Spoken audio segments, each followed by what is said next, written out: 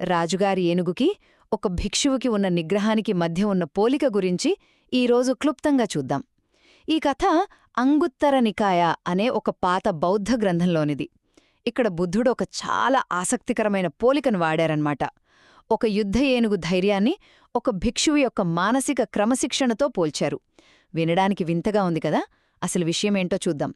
మొదటగా ఈ రెండిటి మధ్య ఉన్న పోలిక చూడండి. యుద్ధంలో ఏనుగు బాణాల నొప్పిని ఎలా తట్టుకుంటుందో భిక్షువు కూడా ఇంద్రియ సుఖాల వ్యామోహాన్ని అలానే తట్టుకుంటారు.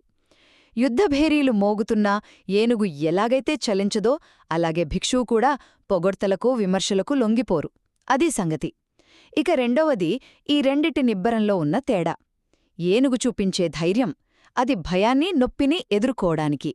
సరే, మరి భిక్షువు నిబ్బరం దేనికి? అది పూర్తిగా కోరికలను ప్రలోభాలను ఎదుర్కొనే ఆత్మనిగ్రహమనమాట. చివరిగా మూడవ విషయం, అసలు ఈ నిగ్రహం యొక్క ఉద్దేశ్యమేంటి? ఇంద్రియాలపై పట్టు సాధిస్తే భిక్షువు తన మనసును కేంద్రీకరించగలరు.